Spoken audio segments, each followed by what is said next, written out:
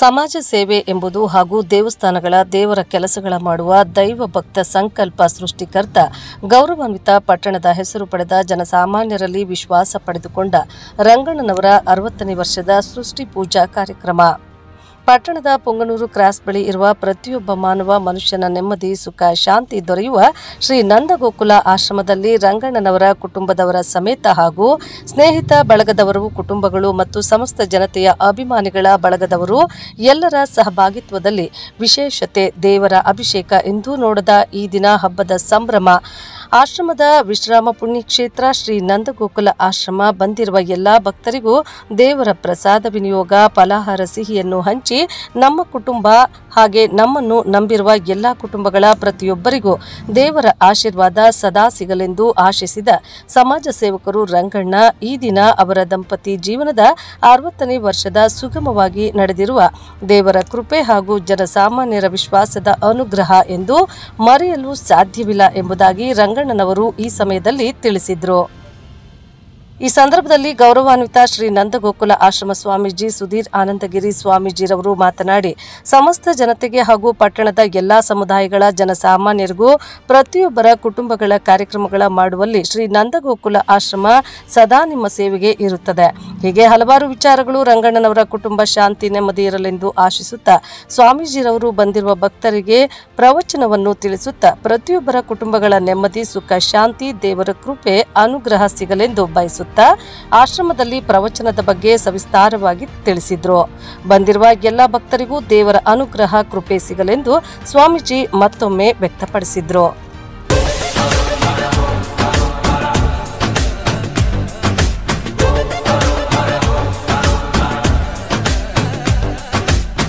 జగమంతా నీదే కదరా జంగమా, జనమందరూ పూజించే శివలింగమా, అర్థమవని ఆది భిక్షు అవతారమా, ఆచరించి తెలిపే జీవిత సారమా, నాగుపాము నీ మెడలో నాహారమా, నరులనెప్పుడు ಗಾದಿಗಳನ್ನು ಮಾಡಿಸಿಕೊಂಡು ಆಶೀರ್ವಾದವನ್ನ ಪಡೆದು ಹೋಗ್ತಿದ್ದಾರೆ. ಅವರಿಗೆ ಜಾಗನಾಥನ ಕೃಪೆ ಇರಲಿ ಅಂತ ಹೇಳ್ತಾ ಓಂ. ಒಂದು ಮಾತು, ಈ ದಿನ ಈ ಶ್ರೀನಿವಾಸ ಈ ನಂದಗೋಕುಲ ಈ ಒಂದು ದೇವಸ್ಥಾನ ಈ ಒಂದು ನಿಮ್ಮೊಂದು ಆಶ್ರಮ ಎಲ್ಲ ಭಕ್ತರ ನಿಮ್ಮ ವೇದ ಪುರಾಣಗಳ ಲೋಕ ಕಲ್ಯಾಣಕ್ಕಾಗಿ ಈ ದಿನ ಪೂಜಾ ಕಾರ್ಯಕ್ರಮ ಎಲ್ಲ ಭಕ್ತರಿಗೆ ಈ ಸಹಸ್ರ ಜನಸಂಖ್ಯೆ ಸಮಸ್ತ ಜನತೆಗೆ ದೇವರ ಸಂಕಲ್ಪ ಯಾವ ರೀತಿ ಸಿಗಲಿ. ಇಲ್ಲಿ ಮುಖ್ಯವಾಗಿ ಭಗವಂತನ ಸಂಕಲ್ಪ ನಾವು ಯಾವ ರೀತಿ ಭಗವಂತನನ್ನ ನೆನೆತೀವಿಯೋ ಅದಕ್ಕೆ ಅನುಸಾರವಾಗಿ ಇರುತ್ತೆ. ನಾವು ಎಷ್ಟು ಭಗವಂತನಿಗೆ ಸಮರ್ಪಣೆಯಾಗಿ ಭಗವಂತನಲ್ಲಿ ವಿಶ್ವಾಸ ಇಟ್ಟು ನಮ್ಮ ಕೆಲಸ ಕಾರ್ಯಗಳನ್ನು ಮಾಡ್ತೀವಿಯೋ ಅಷ್ಟು ಭಗವಂತನ ಕೃಪೆಯೂ ಕೂಡ ನಮಗೆ ಆಗುತ್ತೆ. ಮುಖ್ಯವಾಗಿ ಇತ್ತೀಚಿನ ದಿನಗಳಲ್ಲಿ ಭಕ್ತಿ ಅಂತಕ್ಕಂಥದ್ದು ಕೇವಲ ಒಂದು ವ್ಯಾಪಾರ ದೃಷ್ಟಿಯಲ್ಲಿ ಆಗ್ತಾ ಇದೆ. ಆದರೆ ನಮ್ಮ ಆಶ್ರಮದಲ್ಲಿ ನಾವು ಆ ರೀತಿ ಮಾಡದೆ ಭಗವಂತ ಭಕ್ತನ ಸಂಬಂಧ ದೃಢವಾಗಿರಬೇಕು. ಈಗ ಪಕ್ಕದಲ್ಲಿ ಅನ್ನಕ್ಷೇತ್ರವನ್ನು ಕೂಡ ನಾವು ಪ್ರಾರಂಭ ಮಾಡ್ತಾ ಇದ್ದೇವೆ. ಸೊ ಇವತ್ತಿನ ಒಂದು ವಿಶೇಷ ಕಾರ್ಯಕ್ರಮದಲ್ಲಿ ನಮ್ಮ ರಂಗಣ್ಣನವರು ಮತ್ತು ಅವರ ಕುಟುಂಬದವರು ಅವರ ಒಂದು ಷಷ್ಠಿ ಪೂರ್ತಿ ಸಂದರ್ಭದಲ್ಲಿ ಬಂದು ಅಭಿಷೇಕವನ್ನು ಮಾಡಿಕೊಂಡು ಹೋಗ್ತಿದ್ದಾರೆ. ಈ ಆಶ್ರಮದಲ್ಲಿ ಇದೇ ರೀತಿಯಾದಂತಹ ಕಾರ್ಯಕ್ರಮಗಳನ್ನು ಎಲ್ಲರೂ ಕೂಡ ಮಾಡಿಕೊಳ್ಬಹುದು. ಅದಕ್ಕೆ ಅನುವಾಗಿ ಎಲ್ಲ ರೀತಿಯಾದಂತಹ ಕೆಲವೊಂದು ಕಟ್ಟಡಗಳ ನಿರ್ಮಾಣವೂ ಕೂಡ ಇಲ್ಲಿ ನಡೀತಾ ಇದೆ. ಇನ್ನು ಕೆಲವೇ ದಿವಸಗಳಲ್ಲಿ ಎಲ್ಲ ನಿರ್ಮಾಣ ಪೂರ್ತಿಯಾಗುತ್ತೆ ಮತ್ತು ಅನ್ನಕ್ಷೇತ್ರವೂ ಕೂಡ ಲೋಕಾರ್ಪಣೆ ಆಗುತ್ತೆ. ಸ್ಮರಣೆ ಮಾಡ್ಕೊಳ್ತಾ ಭಗವಂತನ ಜೊತೆ ಸಂಬಂಧವನ್ನು ಬೆಳೆಸ್ಕೊಂಡು ಭಕ್ತಿಯ ಮಾರ್ಗದಲ್ಲಿ ಮುಂದುವರಿಬೇಕು ಅನ್ನೋದು ನಮ್ಮ ಆಶ್ರಮದ ಉದ್ದೇಶವಾಗಿರುತ್ತೆ. ಆ ಕ್ರಮದಲ್ಲಿ ಜಾಗನಾಥನನ್ನ ಯಾರು ನಂಬುತ್ತಾರೋ ಅವರಿಗೆ ಜಾಗನಾಥ ಒಳ್ಳೆ ಮಾಡೇ ಮಾಡ್ತಾನೆ. ನನ್ನನ್ನೆಲ್ಲರೂ ಕೂಡ ಸುಧೀರ್ ಆನಂದಗಿರಿ ಅಂತ ಕರೀತಾರೆ. ನಾನು ಸಂಬಿತ್ ಸೋಮಗಿರಿ ಮಹಾರಾಜರು, ಅವರು ಹರಿದ್ವಾರದಲ್ಲಿ ಗಂಗಾಯನ ಎಂಬ ಆಶ್ರಮ ಇದೆ, ಅವರಲ್ಲಿ ಸನ್ಯಾಸವನ್ನು ಸ್ವೀಕರಿಸಿ ಇಲ್ಲಿ 12 ವರ್ಷಗಳಿಂದ ಇರ್ತಾ ಇದ್ದೇನೆ.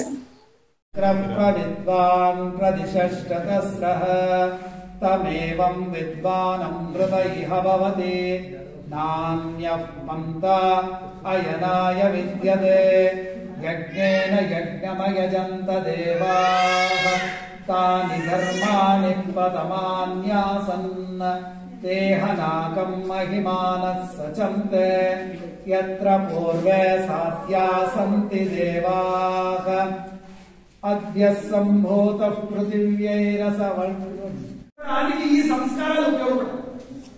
ఏ సంస్కారాలు? గర్భాధాన సంస్కారం, నామకరణ సంస్కారం, అక్షరాభ్యాసం ఇట్లాంటివి. వివాహం కూడా ఒక సంస్కారం. చూడండి, మనం కూడా వివాహం చేస్తుంటాం. దేనికోసం? కామ బాధతో, ప్రేమ, పెళ్ళం కావాలి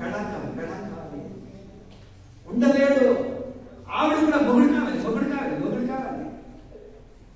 అది ఎట్లాంటి మొగుడు కావాలి? పవన్ కళ్యాణ్ లాంటి మొగుడు కావాలి. మామూలు అయితే వద్దు, మంచి ఇంజనీరింగ్ చదివితే చాలు. వెళ్ళిపోతుంది చూపులు, ఎక్కడో వెళ్ళిపోతారు పైకి. చెడు సంహారమా, తలన గంగ ఉన్న తీరని దాహమా, జోలవట్టి తిరగడము నీకవసరమా, నిండు నలుపు రూపమా, నిజాలేంటో చూపమా, జంతు చర్మ దేహమా, అంతులేని సందేహమా, అర్థమవని ఆది భిక్షు అవతారమా, ఆచరించి తెలిపే జీవిత సారమా, జగమంతా నీదే కదరా జంగమా, జనమందరూ పూజించే శివలింగమా.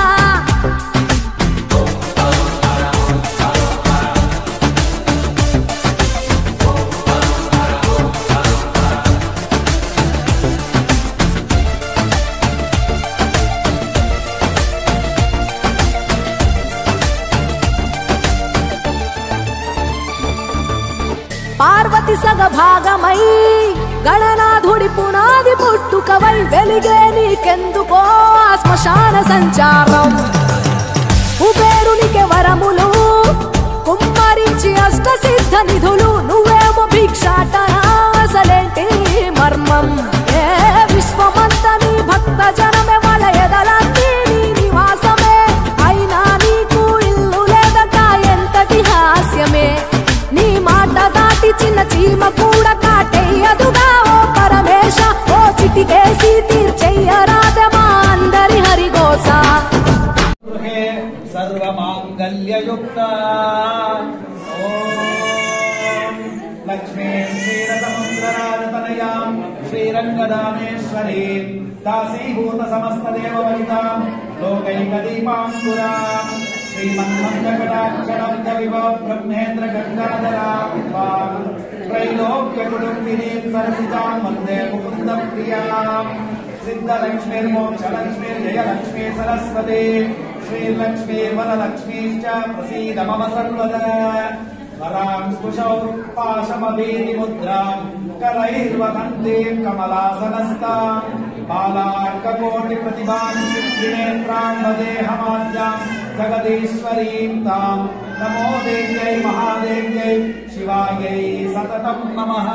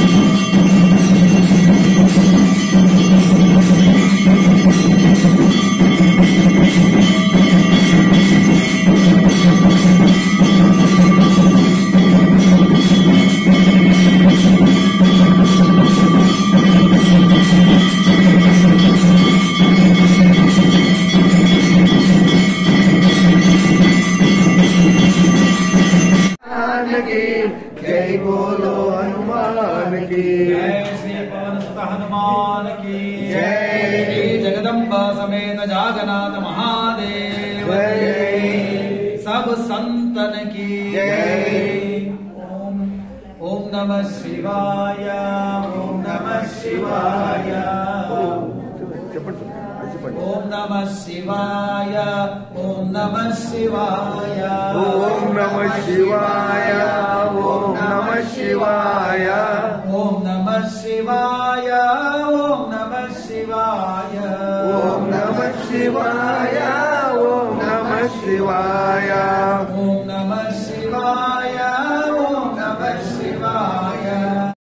వస్త్రం ధారయామి, గంధం ధారయామి, తిలకం ధారయామి, పుష్పమాలాం ధారయామి, యజ్ఞోపవీతం ధారయామి, డమరు త్రిశూలం ధారయామి. ఓం అథ అర్చన. ఓం హరి ఓం. ఓం శివాయ నమః, ఓం మహేశ్వరాయ నమః, ఓం శంభవే నమః, ఓం పినాకినే నమః, ఓం శశిశేఖరాయ నమః, ఓం వామదేవాయ, ఓం శంకరాయ నమః, ఓం శూలపాణయే నమః, ఓం ఖట్వాంగినే నమః, ఓం విష్ణువల్లభాయ నమః, ఓం చిపివిష్టాయ నమః, ఓం అంబికానాథాయ నమః, ఓం శ్రీకంఠాయ నమః, ఓం భక్తవత్సలాయ నమః, ఓం భవాయ నమః, ఓం శర్వాయ నమః, ఓం త్రిలోకేశాయ నమః.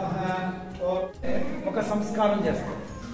మీరందరూ ఆడవాళ్ళు అందరూ ఈ విషయము తెలుసుకునే ఉంటారు. సీమంతము అని చేస్తారు. సో సీమంతం అనేటువంటిది కూడా మొట్టమొదటిసారిగా ఒక జీవుడు అక్కడ ఒక ఆకారాన్ని పొందినప్పుడు చేసేటువంటి ఒక సంస్కారం. ఆ తర్వాత గర్భాధాన సంస్కారం అని చేస్తారు. గర్భాధాన సంస్కారం అయిన తర్వాత అన్నప్రాశనం అనేటువంటి ఒక సంస్కారం చేస్తారు.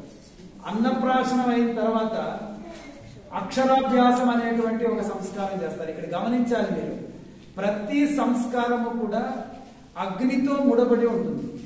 అంటే ఒక జీవము తల్లి గర్భములో పడిన వెంటనే ఒక అగ్ని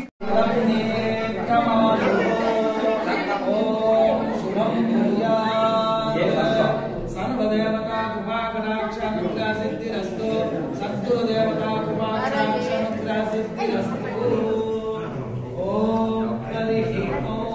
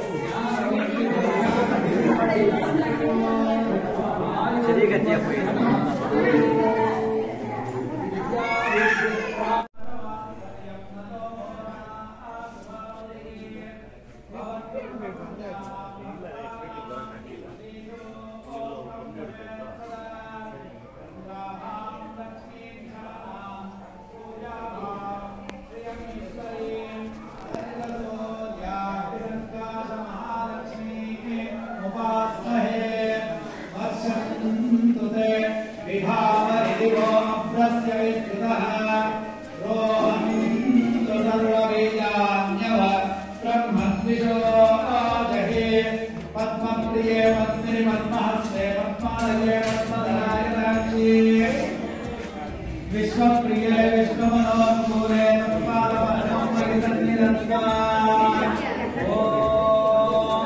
शुभं भवतु शुभं भवतु. ओम या सा पद्मासनस्था विपुलकटितके పద్మపత్రాయరాక్షి ఉంటాడు. ఏదో బాధతోనే ఉంటాడు. నాకు అది కావాలి, నాకు ఇది కావాలి, వాడికంటే గొప్పవాడిని కావాలి, వాడు గొప్పవాడైపోతున్నాడు. ఇదే భావాలతో సతమతం అవుతుంటాడు. ఆనందాన్ని అనుభవించకుండా చచ్చేటువంటి వాడు కూడా మనిషే. బాగా గమనించండి ఈ విషయాన్ని. పశువులు పక్షులు కూడా ఏదో ఒక కాలం వచ్చినప్పుడు ఆ కాలంలో అవి ఆనందంగా ఉంటాయి. ఈ కోయిలలు ఉన్నాయనుకోండి, కోయిలలు కుహు కుహు అనుకుంటూ చాలా ఆనందంగా ఉంటాయి. చీమలు ఉన్నాయనుకోండి, వాటికి తిండి లేకపోయినప్పటికీ కూడా వేరే వాటితో కలిసి అలా ఒక వరుస గట్ట వెడుతూ ఆనందంగా ఉంటాయి. అవి కూడా ఎంతో ఆనందంగా ఉంటాయి. వాటి భాషను కనుక మనం అర్థం చేసుకున్నట్టయితే అవి ఎంతో ఆనందంగా ఉంటాయి, పశువులు కానీ పక్షులు కానీ. కానీ మనిషి ఎప్పుడైనా ఆనందంగా ఉండడం చూసారా? ఒకప్పుడు ఏదో ఒక రకమైన ఆనందం, మళ్ళీ ఏదో ఒకటి దీనికి ఏంటి కారణము అంటే వాడిలో ఉన్న అసుర గుణాలు. అసుర గుణాలంటే ఏమి? ఏదో పెద్ద అసురుడిలాగా రాక్షసుడిలాగా పెద్ద పెద్ద కూరలు పెట్టుకొని ఆకాశులంటే. అసురులంటే ఏంటి అని అంటే శ్రీకృష్ణుడు భగవద్గీతలో చాలా బాగా చెప్తాడు. ఏమని అంటాడంటే ఆయన ప్రవృత్తించ నివృత్తించ జనాన విదురాసురాః న శౌచం నాపి చాచారః న సత్యం తేషు విద్యతే అసత్యమప్రతిష్ఠంతే జగదాపురనీశ్వరం పరస్పర సంభూతం కిమన్యత్ కామహైతుకం ఏతాం దృష్టిమవష్టభ్య నష్టాత్మానోల్పబుద్ధయః ప్రభవంత్యుగ్రకర్మాణః క్షయాయ జగతో హితాః కామమాశ్రిత్య దుష్పూరం దంభమానమదాన్వితాః మోహాద్ గృహీత్వా సద్గ్రాహాన్ ప్రవర్తంతే శుచివ్రతాః చింతామపరిమేయాంచ ప్రళయాంతాముపాశ్రితాః కామోపభోగపరమ ఏతావదితి నిశ్చితాః ఆశాపాశశతైర్బద్ధాః కామక్రోధపరాయణాః ఈహంతే కామభోగ అనేటువంటి ఉద్దేశం. ఈ సంస్కారాలన్నింటినీ కూడా ఎందుకు చేస్తారు అని అంటే మనిషి పుట్టుకతో అసుర గుణాలు దైవీ గుణాలతో పుడతాడు. ప్రతి మనిషి ప్రతి జీవి అసుర గుణాలతో దైవీ గుణాలతో పుడతాయి. అంటే మంచి చెడు గుణాలు రెండూ ఉంటాయి. కానీ ఈ సంస్కారాలు ఎప్పుడైతే మనం చేస్తామో వాడిలో ఉన్నటువంటి మంచి గుణాలను మనము వాడికి తెలియజెప్పడం, నీలో ఈ మంచి గుణాలు ఉన్నాయి, ఈ మంచి గుణాలను నువ్వు పొందాలి, ఈ మంచి గుణాలను పొంది నువ్వు జీవితాన్ని జీవిస్తే దాని నుండి నీకు మంచిదవుతుంది. సో ఈ విధంగా గుర్తు చేయడానికి ఈ సంస్కారాలన్నింటినీ కూడా మనం చేసుకుంటూ వస్తుంటాం. అంటే దాని అర్థం మనిషిలో ఉన్నటువంటి అసురత్వాన్ని తొలగించి దైవత్వాన్ని పెంపొందించడం. ఎందుకు మీరు గమనించండి, పుట్టుకతో మనిషి మహా అసురుడు. వాడికి గనుక ధర్మం గురించి చెప్పలేదనుకోండి, విపరీతమైనటువంటి స్వార్థముతో తాను మాత్రమే జీవించాలి అని భావిస్తూ ఉంటాడు. మనము వైదిక సంప్రదాయంలో ఏ కార్యం చేసినప్పటికీ కూడా యజ్ఞం లేకుండా చేయం. చూడండి, ప్రతి చోట ఒక యజ్ఞం అనేటువంటిది చేసి యజ్ఞమును సాక్షిగా పెట్టుకొని కార్యక్రమాలను చేసుకుంటూ వస్తున్నాం. సో ఇవన్నీ కూడా సంస్కారాలు, ఆ మనిషిని సంస్కరించేటువంటివి. సంస్కరించడం అంటే వాడిని శుద్ధి చేసేటువంటివి, శుద్ధీకరణ సంస్కారాలు అంటారు వీటన్నింటినీ. అలాగే తర్వాత యజ్ఞోపవీత ధారణ సంస్కరణ, తర్వాత వివాహ సంస్కారము, ఆ వివాహమైన తర్వాత వచ్చేటువంటి షష్ఠి పూర్తి, ఆ తర్వాత 70 ఏళ్ళు నిండితే అది ఒక సంస్కారం, సోమరథ శాంతి అనేటట్టుగా చేస్తారు. ఆ తర్వాత వచ్చేటువంటిది 80 ఏళ్ళు నిండితే అప్పుడు సహస్ర చంద్ర దర్శనం అనేటువంటిది అదొక కార్యక్రమం చేస్తారు. ఆ తర్వాత శరీరాన్ని వదిలిపెట్టేస్తే అప్పుడు కొన్ని సంస్కారాలు చేస్తారు, క్రియలు అని అంటాం కదా మనం. సో ఇలాగా ఒక మనిషి తన్ను తాను శుద్ధి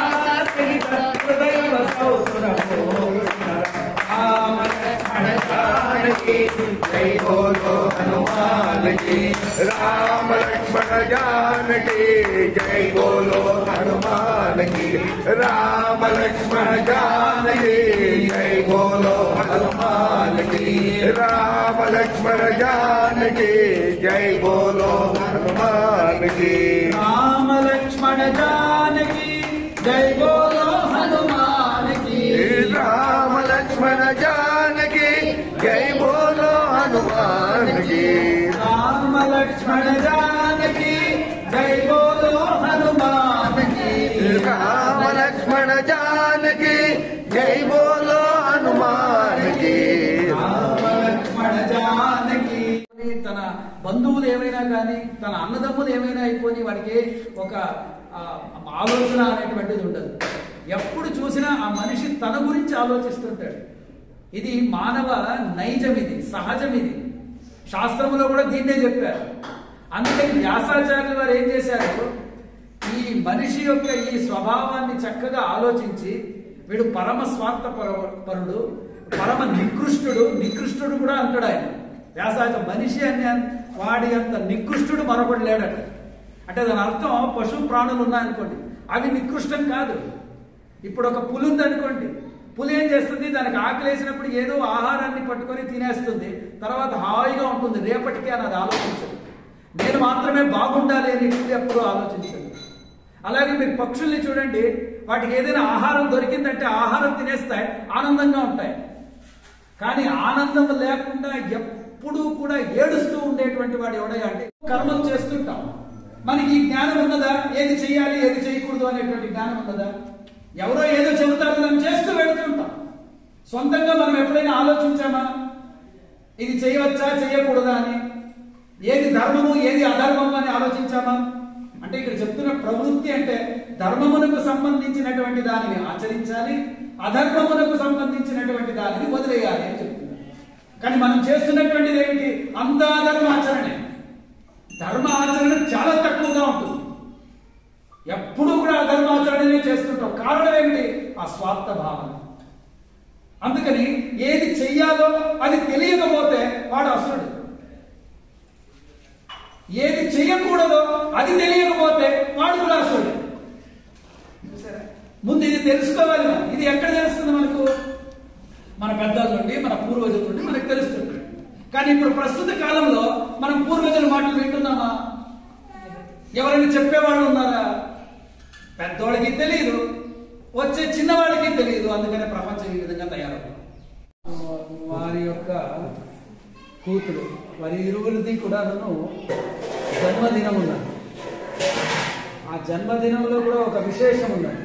ఆ విశేషం ఏంటంటే రంగన్నకి 60 ఏళ్ళు నిండుతున్నాయి. మన హిందూ ధర్మానికి అనుగుణంగా 60 ఏళ్ళు నిండితే దాన్ని షష్ఠి పూర్తి అంటారు. షష్ఠి అంటే 60 సంవత్సరాలు. 60 సంవత్సరాలు నిండి అయ్యేది పూర్తి అని. చాలా ఒక మనిషికి 60 సంవత్సరాలు నిండితే షష్ఠి పూర్తి. ఆ సందర్భముగా భీమరథ శాంతి అని ఒక శాంతి చేయిస్తారు. ఎందుకు అలాంటి సంప్రదాయాలు మన దాంట్లో ఉన్నాయి అంటే, ఒక మనిషి జన్మించినప్పుడు వాడికి 16 సంస్కారాలు చేస్తారు. ఆ 16 సంస్కారాలు చేసినప్పుడు ఆ మనిషి పరిపూర్ణుడవుతాడు. ఎప్పుడైతే తల్లి గర్భంలో పిండము ఏర్పడుతుందో, నిలకడంటూ లేని నిత్య ప్రయాణమా, నిన్ను కొలిచే భక్తుల నిండు ప్రాణమా, అర్థమవని ఆది భిక్షు అవతారమా, ఆచరించి తెలిపే జీవిత సారమా,